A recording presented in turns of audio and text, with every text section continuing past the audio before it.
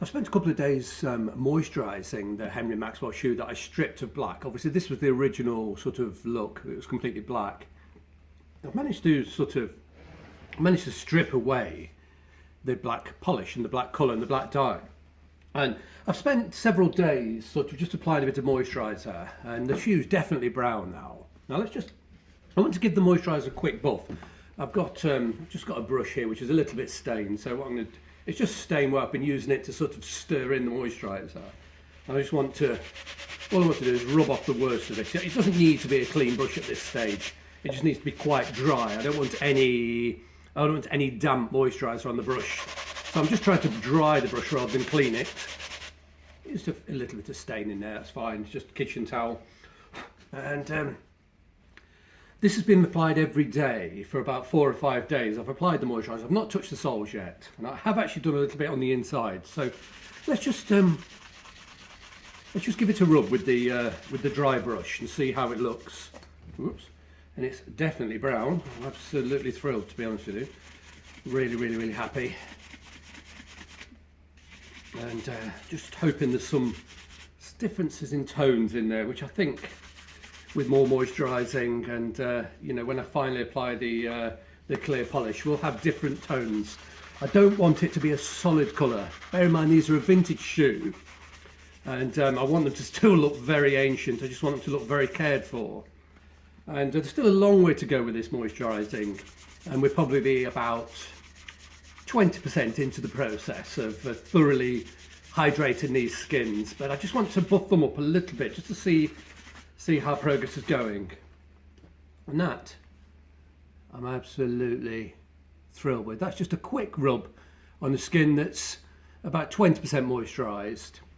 And then let's just do it with a bit of soft cloth, because of course you don't finish skins with a brush. All I was trying to do there was, excuse me, huffing. It's quite physical work. All I was trying to do with the brush was rub away any surface of moisturiser. I don't want to clog up my cloths, my precious, very soft cleaning cloths. I don't want to clog them up with moisturisers. So, gosh, let's have a look. How's this coming through?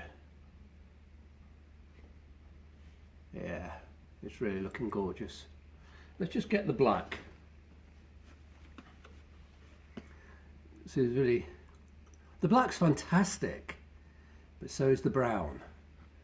I have another pair identical, which I'm going to be keeping black.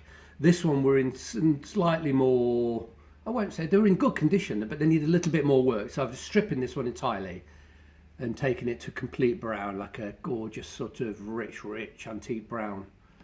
And then I've got the grim task of stripping that one yet. It will take about 5 hours to strip the polish, or not only have I got to strip the polish, I've got to strip out the black dye.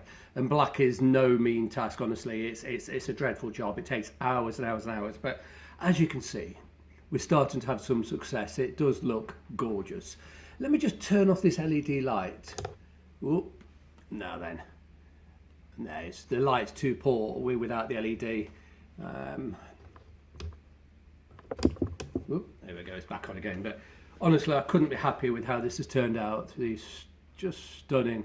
They're from the mid-1930s, I believe, and the other pair I've got are slightly later, maybe mid-1940s. But in the next video, I'll moisturise the soles, I'll moisturise the linings, then I'll re-moisturise. I'll continue to re-moisturise the outer skins. But that's to be honest with you, for the first sort of buff and the first rub down, that's better than I'd anticipated. It really is just astonishingly good.